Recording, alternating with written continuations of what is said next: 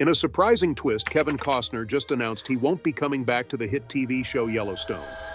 He's played John Dutton for 5 seasons, and fans are scratching their heads over why he's leaving, especially since John is such a key character. So what's going to happen to Yellowstone without him? Let's dive into the real reason behind Costner's departure from the series. When Kevin said he was stepping away, it changed everything for both the show and the actor.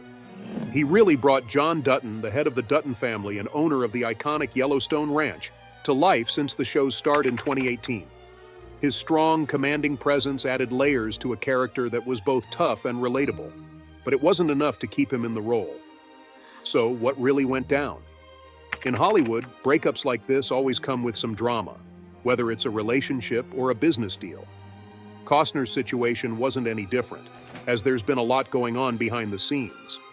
A big reason for his exit seems to be the growing tension between him and the show's creator, Taylor Sheridan. As Yellowstone grew in popularity, Sheridan's vision expanded too, but it seemed like he might have taken on more than he could handle. This shift meant the storylines got deeper and more complex, requiring more time from the cast, especially Costner, who was at the center of many major story arcs. This change ended up clashing with Costner's own goals, particularly his desire to focus on his directorial projects, including Horizon, a multi-part Western he's been eager to work on for years. What does this all mean for the future of Yellowstone? Stick around to find out. Horizon was either his personal project or not, but we should keep in mind that actors are just like anyone else trying to make a living. Sometimes they juggle 2, 3, or even 4 jobs depending on what they can handle. If one job takes up more time, it can lead to some conflicts. That's what was happening on set for Yellowstone. As the series continued, scheduling issues popped up with Costner. He wanted to spend less time filming because he preferred to focus on Horizon, which didn't sit well with the production team. Sheridan, who really cared about keeping the show's authenticity and intensity, got frustrated with Costner wanting to cut back. The story needed John Dutton, and reducing his role might mess things up. As if those problems weren't enough, there were also whispers of creative clashes between Costner and Sheridan. We don't know all the details, but it seems they disagreed on how John Dutton's character should develop in future seasons. Costner had a big hand in shaping Dutton, and as the show moved on, Sheridan's vision and Costner's ideas probably didn't match up. Some might argue that since Sheridan is the showrunner, he should have the final say on the character's direction. That's partly true, but directors usually let actors explore their characters too. The tensions over creativity only added to the issues with scheduling and contracts. This was Costner's first time directing a movie after focusing on acting for over 30 years, and he wasn't returning quietly. Yellowstone was all about adapting, with a showrunner who loved to shake things up, which didn't mix well with Costner's bigger plans. They started discussing Costner's future on the show, and things hit a breaking point. Reports came out that he wasn't willing to commit to long filming stretches, which meant he wasn't ready to stick with the previously agreed 7 seasons. This made planning for the show's future pretty tough. Thinking about the future really changed things for me, and I know you felt the same way. I wanted to share that I won't be coming back. There wasn't really a way to work him into the show's bigger plans, so it led to the choice to go our separate ways. Sheridan and the producers started putting together the second half of Season 5 with the understanding that this would probably be Costner's last appearance.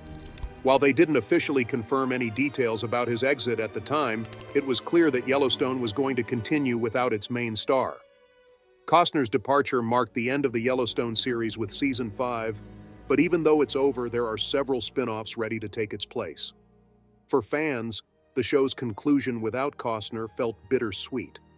Many had grown to see John Dutton as the heart of the show, representing loyalty, legacy, and survival. A lot of viewers have said they're not interested anymore now that Costner is gone. There's been a lot of chatter about how the show will deal with John Dutton's exit. People have speculated about some big surprises in his story. Despite the uncertainty, Costner's performance as John Dutton really made a mark, adding to his legacy as a Western icon. Choosing to focus on Horizon feels like a homecoming for him, returning to his roots as an actor and director in the Western genre. It reminds us of his earlier successes, like Dances with Wolves, the movie that really shows where his heart lies. Speaking of Dances with Wolves, that was the last film he directed, and it not only did well at the box office, but also won him 2 Oscars, one for Best Director. This year, the Oscar for directing went to Kevin, and it's amazing to think that those wins were for his directorial debut, the very first movie he directed. You wouldn't believe how special that was, especially since he won 2 Oscars for it. Dances with Wolves changed the game for Westerns, capturing the attention of today's viewers. And maybe that made Costner want to take another shot at directing with Horizon. He's always been fascinated by the American frontier and what it meant for expansion. So he came up with the Horizon Saga as a big film series that dives into the settlers' journeys across the West, showing their struggles, hopes, and the tough battles they faced with Native American communities. Set in 19th century America, this saga covers a variety of characters and events over many years. Costner didn't just want to make one film. He imagined a sweeping epic with multiple parts, each showing a different side of how the West transformed in such a violent and dramatic way. With such a huge vision, he knew he had to plan everything carefully, both the story and all the challenges that come with a big production. You might wonder why he was actually looking for less screen time in Yellowstone. Imagine asking for less time in a hit series like that. It really shows how committed he was to making Horizon. But even with his passion and success in making Westerns before, Horizon ran into some serious roadblocks, especially when it came to funding and support. His vision was huge, and finding money for a big Western project wasn't easy, especially with Hollywood focusing more on superhero movies and other big franchises these days.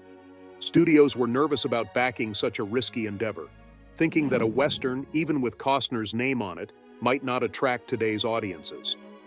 After all, people today generally lean toward Marvel movies rather than historical dramas. That's why films like Nolan's Oppenheimer surprised so many people. It pulled in nearly $1 billion despite being a historical biopic. There were worries that the Western genre just didn't have the same draw as before. But Costner kept pushing forward, and when Horizon finally premiered at the Cannes Festival, it received a lot of praise for its story. What will happen next in this new frontier? Kevin Costner still knows how to direct, and people really appreciated his work, giving him an 11-minute standing ovation at the Cannes Festival. His direction allowed scenes to unfold slowly, which matched the steady pace of history. The cast did a great job, and Kevin, both in front of and behind the camera, really delivered an emotional performance, breaking down in tears at one point. But just because folks loved it at Cannes doesn't mean the film was perfect. Some critics felt the pacing was too slow, especially for today's audiences who usually prefer fast-paced blockbusters. The length of the film, meant to be one of its strong points, received mixed reviews. Some people thought the story could have been told in fewer parts. There were also worries about whether viewers would stay interested through multiple films, especially with the financial risks of continuing the project. When it comes to box office numbers, the first part of Horizon didn't do too well. It struggled to make back its budget, earning only $29 million in the US and a disappointing $3.6 million internationally, while costing over $100 million to produce. So yeah, it flopped at the box office. But even without being a blockbuster, it found a dedicated fan base, especially among those who love historical epics and westerns. Still, the lower-than-expected ticket sales raised questions about future parts of the series, and if they could keep the momentum and funding needed to finish the story.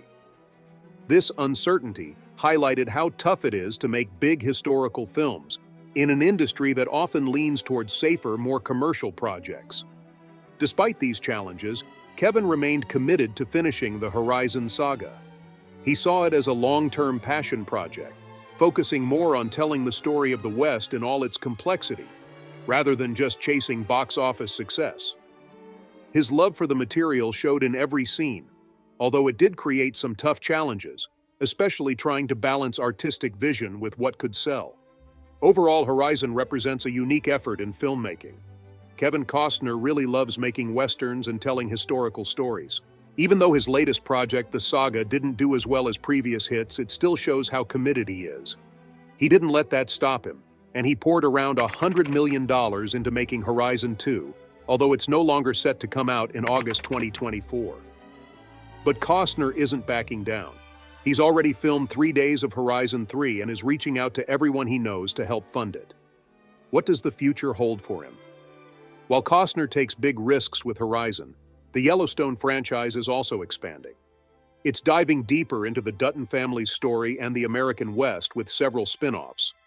The first one, 1883, premiered in December 2021 on Paramount+, acting as a prequel to Yellowstone, as it follows the family searching for a better life. Then, in December 2022, they released 1923, which moves the story into the early 20th century and shows the Duttons facing tough times during Prohibition, the Great Depression, and organized crime. Jacob Dutton is played by Harrison Ford, and his wife Kara is portrayed by Helen Mirren. But that's not all. Taylor Sheridan has more plans for the Yellowstone universe. One of the upcoming spin-offs is called 6666, focusing on a famous cattle ranch that's been part of the Yellowstone story. We don't know much about when it will come out, but it should show how ranchers keep the spirit of the American West alive today. There's also a new series called 1944, which was announced back in February 2023. Details about it are still mostly a mystery, including the cast and storyline. Lastly, there's The Madison, previously known as 2024, which will be another offshoot of Yellowstone with a brand new cast. What can we expect from these exciting new stories? These spin-off shows are part of Sheridan's plan to build a whole universe. Each series adds to the story of the Dutton family and looks into the historical and modern challenges they faced. While shows like 1883 and 1923 focus on the past, they also show the struggles the Duttons dealt with across generations, their toughness, and how power and land ownership changed over time in America. Sheridan's known for his attention to detail, gritty realism, and strong character stories, which appeal to both Western fans and a wider audience. But here's the thing. With Sheridan juggling so many series, even beyond the Yellowstone universe, how will he keep everything straight? Will this bold move pay off with hits, or could some of these shows flop like Horizon? Do you think Kevin Costner's sacrifice was worth it? Let us know what you think in the comments. And don't forget to like, share, and subscribe for more. Also, check out the next video popping up on your screen. You'll like it.